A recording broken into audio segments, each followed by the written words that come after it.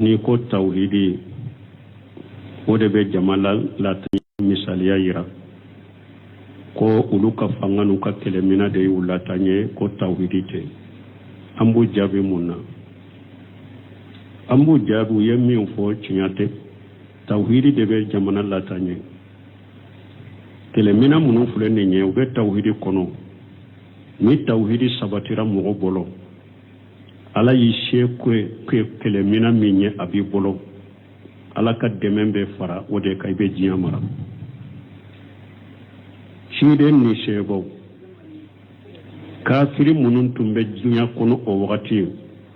ala yere ya fo mugo munun temena fanga min tumbu ulula ala ko onyugo na ta shide ne kafiri ni munun ye nyogo soro sirala ako fanga mugo munun temena ulunye fanga min tumbe ulula anyogo na tamati maka kafiruma mo o fanga tigu ala kwale sera ube male ube halaki akelen kele joran nabi nyuma na ka jama bese uma anyere ka chide sallallahu alaihi wasallam ya kun folo jamana bawde tumbe jiya kono uye sanke me jar marala la bembu bolo kele mina bu bolo kele chumbu bolo ube kele nyado me chide na ka sebo seru mani munye tauhidi badri do sebo jamatun ka do kele minan tu bolo keme saba ani tani saba kele mina yire tu bolo uma bo kele yire kama kafiru tumbe ba kele nyona wala benende nana munya to mu'minu sera uma tauhidi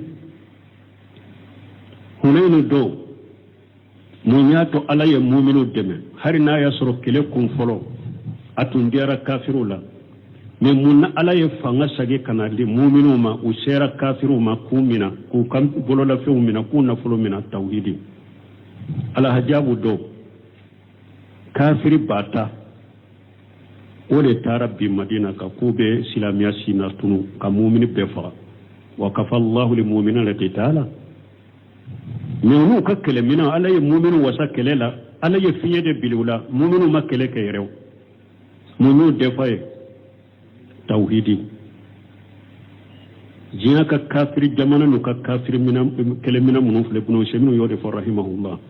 ako islamiya kun folo tumbe chogomi har mu sisa ni islamu kera o chogola kafiru no ka kelemina munu fle nenye ambe taw bolola mina ala ka sampere kele abu ka kelemina bejo sampere kele andella ka fo an ka sadu guna be wagasi ni kele bolo tala faras وياسر وقت فارس جمنا من ربكم النبا فو إريسي سيسا فنغم من تنبولا سادة بنا بي وغاسنا كالي بولو يوكالي نو يدقوم من لو بيتا دقوريلا نو يدقوم من لو بيتا دقوريلا فو تارا جيروكا كابوتاليلا فرسين بوليلا كدوكا دقو كنو باجي دي تنبي كباتون كاري كبون كاري فرو سادة بنا بي وغاسنا سيباو كنا دونيرو سرو كنا غلوما sadu buna bu wasu ko Sulemani Farasima akwai da bekele chokodo ne dabale banan ne nade ambe nunu soro chokodo baji de bannu ce uye batonci uye ewa pepon kari ambe nin kele ke chokodi ko akonto embe munu tile sabake ani su saba tilen ka sheba munu faralem bi kaya mbu ula halal laje nula mbu la halal na yasro alanya siranya be nin kele moye bambolo ay su sabani tile sabake parce que nikele bolo wujigina wute jigi nyogonka tile fe beta dofe su fe beta dofe Sulemani Farasi ay tile sabake nenna tile fela fe na tara munu fe nimin take ki ka so labbe o bake ka binya kala labbe su fela la na tara munu laje na anta munu soro qur'ana kala na abdo soro jikru abdo soro salina anana sadu bunu abi wagasima ako nin kele moye bambolo ako kiden ka seba munum be boloya furusanu fi nahari urhubanu fi layl ako tile felala kele usu felala ala batolaw nin kele moye bambolo me an kan nyema ye ede sisa ko bi bolo taw sadu buna be wasi ko ako kele boro be wole ka be fara nyogonka abenana akwaye ke safa be kinye si bajima mbafo bismillah allahu akbar ni allahu kibaru sinya sabana dafara ambe katile baji nan kado musa kam mo ni baji cili manka kateme anka musa kam mo parce que ciden kam mantun kausa musa kam mo musa ko yere ko ni kausa ciden kam monto en nabi nyumay me ciden kam mantun kausa musa kam mo ge aku musa kam mo ni baji cili manka kateme anka ni ne kabaru filisina saban katile baji made kabaru saban no betile na baji na utamana jinde ka seba utamana jinde ka mimbe soka mimbe falika mimbi sena beddo na jine la katama baji la tumami furuse masake uye kana uko ako jamama beki do yoro nyene de anni hada madon te nyogo na de nunun te hada madde wani jinnaw de be beki do yoro nyene ubolila uye kapitale tu bolo utara ka benna folo fara nyogon ka kanana madina nuni sanu tantala mado be uyota nyame fula de la una nana madina umaru tile uyada umaru ko kera dana ya mari min beta ninna folo tan yoro jakana na ko ede allamo limaniya usemi ba fo ka kaseti do kono Algeria tumami France tumba fe ka Algeria koni de France président nana ka Algeria mbaba ko kele mina grima mbolo sisade ako Algeria doni ke baga do tumbe nyina na to ko ko ewa alewa France ka président ma jamala ako kele mina mimbe mbula ka girataye ko yemunya ako inna allaha yudafi'u anil ladhina amanu ako ala de koko ala de be nyononi ke ka bo mu'minu bolo an ka kele mina ka giritaye ko yemunya ko ala inna allaha yudafi'u anil ladhina amanu aye France président jabini ne adi ka ko kele mina girma min babulan ta ka gidi ataye aya jabini ne de limaniya de islamu la foyi te se ka jo limaniya koro foyi te se ka jo tawhidi koro donc hada made munun be nin fo muskila min be jamana inka kalambaliya ni dina famu baliya muskila be jamana inka parce que nasara kala min kala na chamayin nasara kala inde kala uye islamiya ko ka ba chaman kun kolo sembe kono de kullasira islamiya e kullasira arabu ye kullasira arabu kanye ka islamiya ko ka abu ako ka cham ka ako islamiya ko ka ala ko tauhidi limaniya ka da alala uya ko ka bo mo chaman kun kolo sembe kono pour be fere anna chogomi parce que bado kato ala bandu sukun kono ambe ala do ala bandu sukun kono anjilo lembe alala mo wote sanna wodi ato tibabu nana kana ka ala bo chaman du sukun kono ko ala bo chaman du sukun kono ka silamen nyuma bo chaman du sukun kono ko kan nyaga turo an kunna ma hari ka kala nyuma turo an kunna de unyaga parce que ante siga meseli dila ante siga mobili dila ante siga bion dila unanu kan nyaga turo an kunna umu kan nyuma ndama an kan nyuma mbambolo yo bolambolo ulu kan nyuma membo mo dama uyu kan nyaga uyan kun kono sembe faula kata hari de banka nambu bolo wallahi ni hat farafin jamanaus silama jamanu nu yetta tawhidi ta dongodo ka tawhidi mina dongodo kalimana mina dongodo jiya kafir be ba do yoro nyini usemino kat kuma ni tawhidi sabatirambol anye kele kene alay an sheko minye ni ala ko way dolahu ma satatu min quwwati wa min ribatil khayli turhibuna bi aduwa wa aduwakum liman yakufu tawhidi kofe kelemina min no iranye anyata ala tumbe samfere tuma kuka kelemina be to ambe to borola mina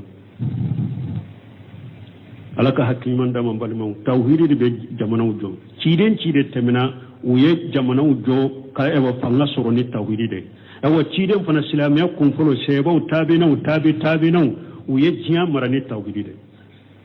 jiya marani tawhidi de jiya kafir be na ka fanga na ka kelemina na kamwe uyu mina ni tawhidi de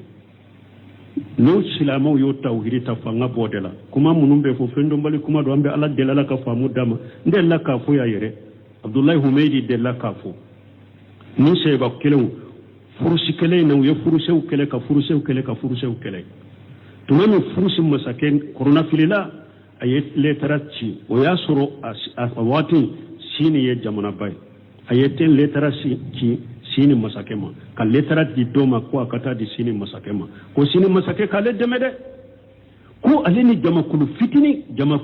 ko aleni ulu de be nyona ko bake kale ka dugu be minala jama fitini lettre tin tigini lettre tara sini masake lettre kala min ni lettre tala ya wala do naso kono akumbi nyinen kawo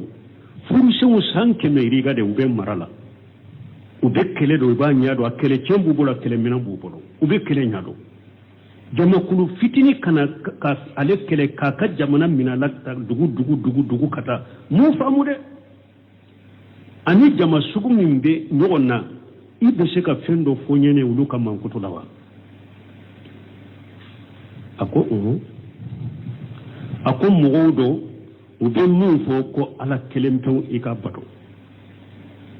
ubode fo bo ako yala jiya kadu yeba ako ay ako hari be mo min kele nu ko mi nu iso numa umakoti kana folola e pubela haramina sayakadu ye katime janya na mayaka de jamai sayakadu ye katime janya na mayaka ako e pu wa bato tugo de bugolo na wakati nyana yebeke arande mo kelembe temenye ubu ka bato inko besali uboke ako ta ikafo furuse nka masakewe ko mugo munumbe ni la halala ko ne kwama abe fere kani nunumbe be chogome ako fere ke mugo munum man kutu fulene nye hari ni nunu nyunye shi kulu de mo besala de ko mo tese nunu na de ifule ka munum man kutu fonyete jiya deunte umakote jiala ko ala kelimpe ka bato ni o yi wole kata min nay sonna mo makoti kan na folola bo u bobe nyema kelende no fe no ku kamin ko bake u be salli to woni yu kam man ko to min fo ko mo wotte sen nono na ko abe fere min ke nani nunu bebbe abode ke ni nunu nyu jese kuluma babo nona wala mbalimo fente se tawhidi la ko inna allah yudafi anil ladina amanu ni yaye jiya kafiru ye fanga soro silamaw ka tawhidi de te limana de te sino foite se tawhidi la foite se limana yala parce que mu'mini tawhidi ti ala yere de be nyonene ka eka kelemina jumambe se ala koro kelemina jumambe ni abese ala koro ala ka nyamaro kankoro ni ala ko minga ndeke kelemina jumambe se ko kumbe awa ali zari ka tawhidi tigi do della kan ninde fo France président do ye usemi ka kasetu de baba fo ko kelemina girin man bambolo si sada kanta ka juguni tay inna allaha yudafi anil ladina amanu amma ke mu'mini de sino foy tese ka jom mu'mini ya koro ala kan ke mu'minu de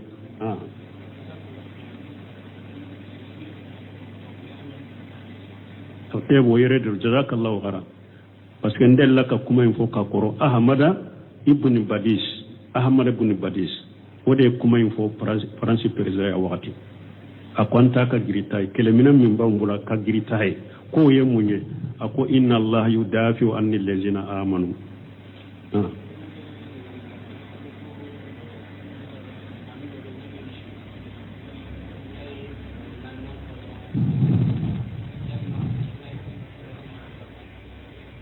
ko almami dobe ko naye suka salli naye kabar nani na fili durabe salamu bila yala be ko ci wala rube sunna munye abo ko ci wala kuma sahalente ka fo kabar nani na duwa be fo duwa sabati le mana ko kabar nani na duwa min be fo be lamana wala ci den ka di sakuno don ka ba do de ya kanu do ko ka e wa duwa ke suye do ko ay kabar nani na ko fe ka duwa ke nyanama wuye me duwa ma sabati ni mo mi nye kabaru fili aye salamu bila fo itaka do kerekele sima sabati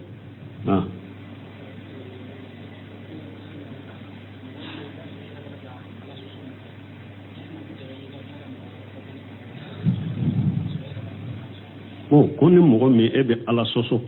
soso minke abe daga ika mo wore fatanya ka bo mawa anyuman koni hada made be mo fatanya ka bo minna ire ka toy ire ko otoy ya ayyuhal ladina amanu lima taquluna ma la tafaluna kabura maqta inda allah an taqulu ma la tafaluna alakum mu'minun mun aw be fenfo ateminke ajunbu kabo alafe ika fendo fo iteminke ala ko ta'muruna an-nas bil birri wa tansawna anfusakum wa antum tatluna kitaba fala taqiluna ala ko yala aw bi hada madon nyamarani nyumaye aben nyina wire kunko ayere be kitabu kala fana ciya min ya bado ala ko ta hakili sorwa soyibu ko akam goma ma uridu an ukhalifakum ila ma anhaakum anhu soyibu ko akam goma ne talla nyine ni nyaw bali minna ne yere kato ke ntofe ciden kari sado nana akoyo mali khama do be cedo fil jannaba tasuma kono nugo deumbe bo an nugo deumbe munumuna kerefe aw jahannaba dombe fara nyogon ka kerfo karsa munye ni nyamunye ede tunte jian kono ni ba nyamara ni ma fatanya ka bo juma ma ko oho ntumba nyamara ni minye ntoke ntumba fatanya ka bo mina ntumbode ke wode ni lasima wala hada made nyuma ye minye be mo nyamara ni minye sheke kola ibe mo fatanya ka bo mina otoye ode dafalendo me doni ka ba uya yira imamu na maliki ko nan ko mogo kana wajuli ke mogo kana nyamare ke mogo kana balili ke ni junubu te mogo minna akwante wajuli ke laso ka fo mogo ka wajuli ke defo te mogo minna nan ko mogo ka wajuli ke defo te mogo ante wajuli ke laso donc don ke ba ko fula wajibi fula de be hadama denka wajibi ka mogo nyamare ni nyumaye ka mogo fatanya ka bujuma to wajibi wa wajibu fulanna ebe mogo nyamara ni minye sheka ko la ebe mogo fatanya ka bo minna iko toy bo ni imase ka wajibu fulayinke nyamara lini balili ibake koke me ni yere mogo bali minna ibake ewa itobila yere bake ka junubu inke setane rimase ko bila yala amba fo ka nyamara ni balili bilawa ni nyamara ni balili bilala wajibu fula toray kana me ni balili ko ne ke har ni yere junubu inke ka junubu in toye wajibi yode toye me yamaralin ko ni balilin ko ni wajibi binna ka boy kanna fula ko ni kana toy kanna wala hada madem be sika ke nyamari kada ka ke balali kala hari ni be mo bal minna ni yere bake ibe sika mo balala parce que wajibi ko ni binna ka boy kanna yere junubu min ke junubu in tole wajibi min ni mo ke o de bika wala doni ke bo yonni nyira anta fo mo ka wajibi toye akan nyamarali toye ko parce que lebe yere be mo bal minna yere bake har e ka dade ay akan yamara ni balirika ko wajibi bi ka bo akanna ayi junubu min ke wode junubu bala me ni ayi u beto edu ala sosoke nyamara ni balin fare yo to wajibi fula to ray kanna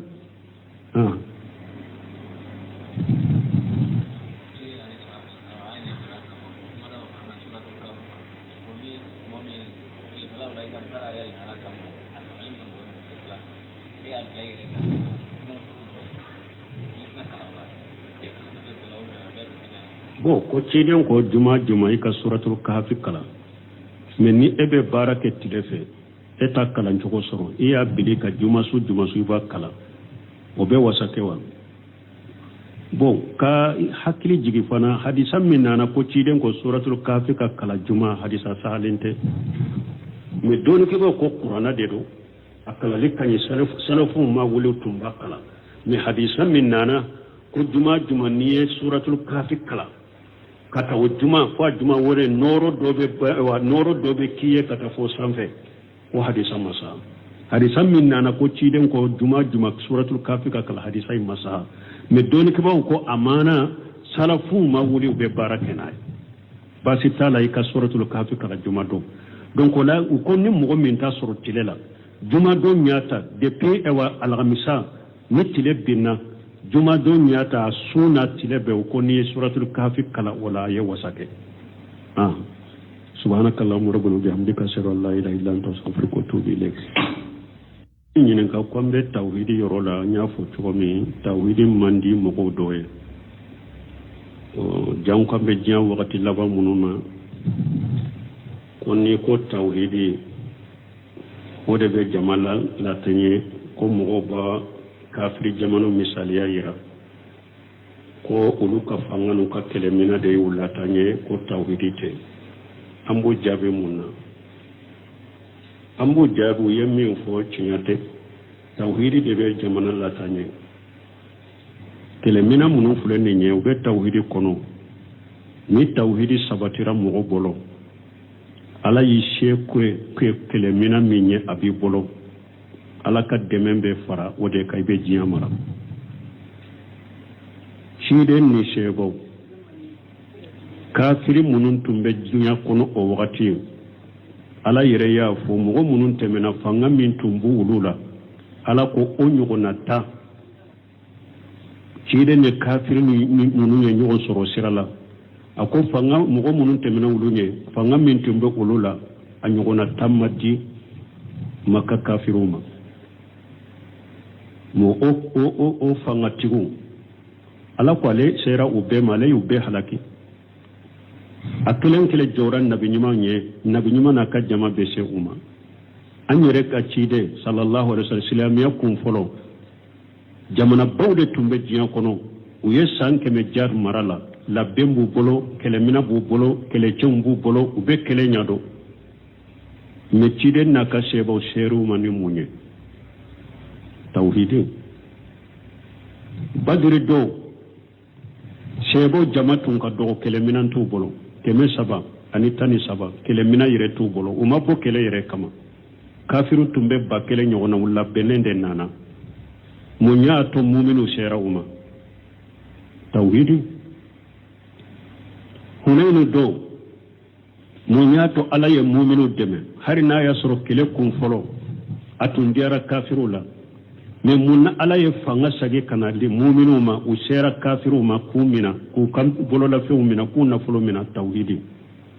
ala hajabu do kafiri bata ole tarabbi madina ka kube silamiya sina tunu ka mu'mini befa wa kafa Allahu lil mu'minina qitala menu ka kele mina alaye mu'minu wasa kelela alaye fiye de bilula mu'minu ma kele ke yerew munu defaye tawhidi jiya ka kafiri jamana no ka kafiri mina kele mina munu fle buno sheminu yode for rahimahullah ako silamiya kun folo tumbe chogomi har musisa ni silamu kera o chogola kafiru no ka kele mina munu fle nenye ambe taw bolola mina ala ka sampere kele abuka kele mina bejo sampere kele andella ka fo an ka sadu guna be wagasi ni kele bolo tala faras o ya soro wakati faras jamana bin da be komi ne ba fo irisi sisa fanga min tumbula sadu guna be wagasi na ka kele bolo yu kele no yeddugu mi mina do beta dugu were la no yeddugu mi no beta dugu were la fu tara gerew ka kabutalila furuse mbolila ka do ka dugu kono baji de tumbe ka batun kari ka pon kari furu sadu guna be wagasi ni sebo kana do nyoro soro kana nguluma sadu buna be wasi ko Sulemani farasima akoy de be kele chogodo ne dabale banane na de ambe nunu soro chogodi baji de bannuche uye batonchi uye ewa pepon kari ambe nin kele ke chogodi o akonto embe munu tile sabake ani su saba tiren ka sheba munu farlembi kaya mbu ula halal laje nula mbu la halal na yasro alanya siranya be nin kele moye bambolo ay su sabani tile sabake parce que nikele bolo wujigina wute jigi nyogonka tile fe beta do fe su fe beta do fe Sulemani farasi ay tile sabake nenna tile fela fe na tara munu fe nimin take ki ka so labbe o bake ka ka binya kala labbe su fela la na tara munu laje na ta mun soro qur'ana kala na abdo soro jikru abdo soro salina anana sadu bunu abi wagasima ako nin kele moye bambolo ako ciden ka seba munum be boloya furusanu fi nahari urhubanu fi layl ako tile felala kele usu felala la batolaw nin kele moye bambolo me an kan nyema ye ede sisa ko bi bolo taw sadu buna be wasi ko ako kele boro be wole ka be fara nyogonga abenana akwaye ke safay be kinye si bajima mbafo bismillah allahu akbar ni Allahu kibaru sinya sabana dafara ambe katile baji nan kado Musa kam mo ni baji cili manka katema anka Musa kam mo parce que ciiden kam mantun kausa Musa kam mo Musa ko yere ko ni kausa ciiden kam monto en nabi nyumay me ciiden kam mantun kausa Musa kam mo ye ako Musa kam mo ni baji cili manka katema anka ni ne kabaru filisina saban katile baji made kabaru sabanna betire na baji na utamana jinde ka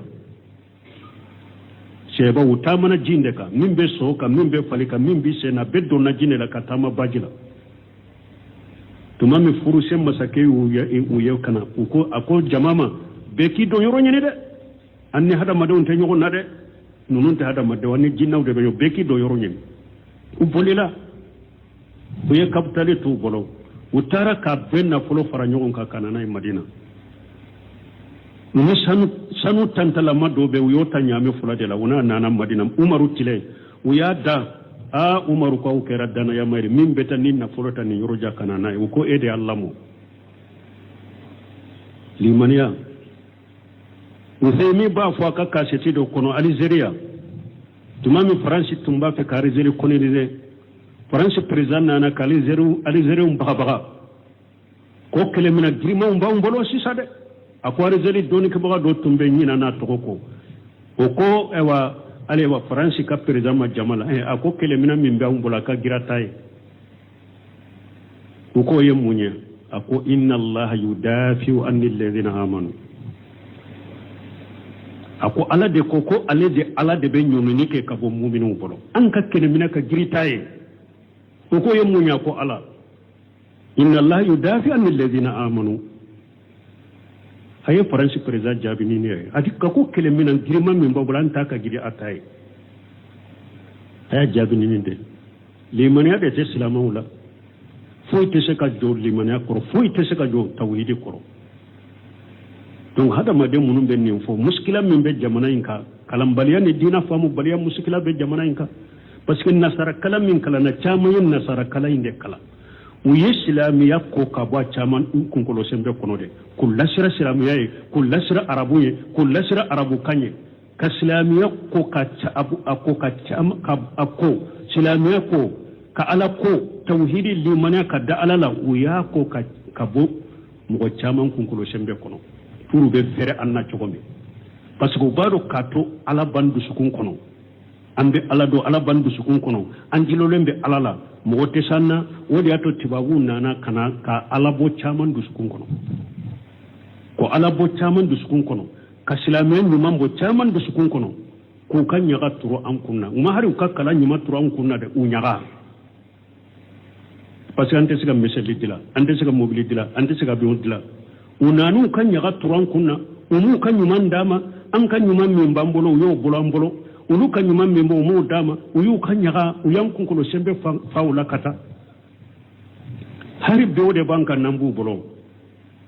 wallahi ni hat para fin jamanaus silama jamano nu yetta wiri ta dongodo ka tawhidi mina dongodo kalimana mina dongodo jiya kafir be ba do yoronyin usemino kakuma ni tawhidi sabatiram bolo anye kele kene ala ya an sheko minye ni ala ko way dolahu ma satatu min quwwati wa min ribati al khayl turhibuna bi adu wa aduwakum liman yakfu tawhidi kofe kele mina min no iranye anyata ala tumbe samfere chuma kuka kele mina be to ambe tu borola mina ala ka hakiman da man balma tawhidi be jamana ujo cide temina uye jamana ujo ka ewa fanga soro ni tawhidi de ewa cide fana islamiya kun folo seba utabe na uye jiya marani tawhidi de jiya kafir be na ka fanga na ka kelemina na ka muye uyu mina ni tawhidi de no silama uyo tawhidi ta fanga bodela kuma munumbe fo fendo mbali kuma do ambe ala delala ka famu dama ndella ka fo ya yere abdullahi humaydi della ka fo ni seba kelew furusi kele na uye furuseu kele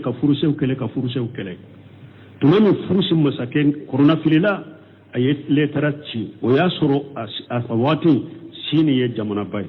ayeten letarachi sini masakema ka letarat di doma ko akata di sini masakema ko sini masake kale demede ko aleni jama kulu fitini ko aleni ulude be nyona ko bake kale ka dugube minala jama fitini letri din tigini letri tara sini masake letri kala min ni letri tala ya wala donna sokono akumbi nyinen kawo furusewu sanke me riga de ube marala ube kele do ba nyado akele chembu bula kele mina bubolo ube kele nyado jama kulu fitini kana ka ale kele ka jamana mina lakta dugu kata mu famude ani jama sugu mimbe nyona ibe se ka fendo fonyene uluka mankuto lawa ako mugodo u bɛ min fɔ ko ala kelen pewu i ka bato u b'o de fɔ bon a ko yala diɲɛ ka di u ye ba a ko ayi a ko hari bɛ mɔgɔ min kɛlɛ n'u ko min n'u i sɔn n'u ma u ma ko t'i ka nafolo la u ma ko t'i ka nafolo la et puis u bɛ lahala min na saya ka di u ye ka tɛmɛ diɲɛ ɲɛnamaya kan dɛ jama in saya ka di u ye ka tɛmɛ diɲɛ ɲɛnamaya kan awɔ a ko et puis wa bato cogo dɔ de b'u bolo n'a wagati ɲana i bɛ kɛ aran de mɔgɔ kelen bɛ tɛmɛ ye u b'o ka bato in kɛ u bɛ sali u b'o kɛ a ko taa i k'a fɔ furusen ka masakɛw ye ko mɔgɔ minnu bɛ ne lahala la ko ne ko a ma a bɛ fɛɛrɛ ka ni ninnu bɛ bɛn cogo min a k'o fɛɛrɛ kɛ mɔgɔ minnu mankutu filɛ nin ye hali ni ninnu y'u ɲɛsin kulu de ma u bɛ s'a la dɛ ko mɔgɔ tɛ se ninnu na dɛ i filɛ ka minnu mankutu fɔ ɲɛ tɛ diɲɛ denw tɛ u ma ko tɛ diɲɛ la ko ala kelen pewu ka bato ni u y'i wele ka taa min na i sɔnna ma u ma ko t'i ka nafolo la bon u bɛɛ bɛ ɲɛma kelen de nɔfɛ n'o k'u ka min kɛ u b'a kɛ u bɛ sali cogo ni y'u ka mankutu min fɔ ko mɔgɔ tɛ se ninnu na dɛ ko a bɛ fɛɛrɛ min kɛ n'a ni ninnu bɛ bɛn a b'o de kɛ ni ninnu y'u ɲɛsin kulu ma u b'a bɔ o nɔ la wala n balimaw fɛn tɛ se tawhidi la koyi inna allaha yudafi'u anil lazina amanu n'i y'a ye diɲɛ kafiru ye fanga sɔrɔ silamɛw ka tawhidi de tɛ limana de tɛ sinon foyi tɛ se tawhidi la foyi tɛ se limaniya la parce que mumini tawhidi tigi ala yɛrɛ de bɛ ɲɔnɛni kɛ e kan kɛlɛmina juman bɛ se ala kɔrɔ kɛlɛmina juman bɛ ni a bɛ se ala kɔrɔ ala ka ɲamarukan kɔrɔ ni ala ko min bɛ kɛ kɛlɛmina juman bɛ se k'o kunbɛn awa alizeri ka tawhidi tigi dɔ delila ka nin de fɔ faransi président dɔw ye usemi ka kasetu de b'a fɔ a ko kɛlɛmina girinmanw b'an bolo sisan a kan t'a ka jugu ni ta ye inna allaha yudafi'u anil lazina amanu amma ke mu'mini de sinon foyi tɛ se ka jɔ mu'miniya kɔrɔ ala kan kɛ mu'miniw de